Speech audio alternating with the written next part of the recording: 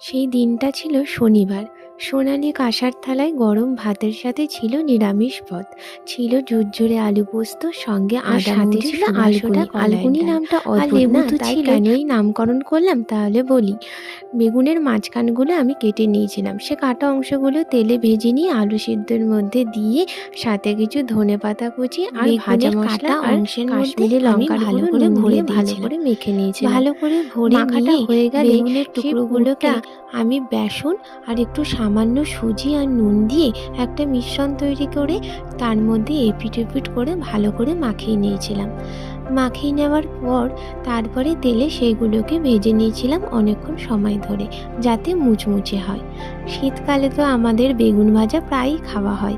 আমি ভাবলাম একদিন এইভাবে ভেজে দেখি। শীতের দুপুরে গরম ভাতের সাথে এই আলগুনি কিন্তু বেশ ভালোই লেগেছিল।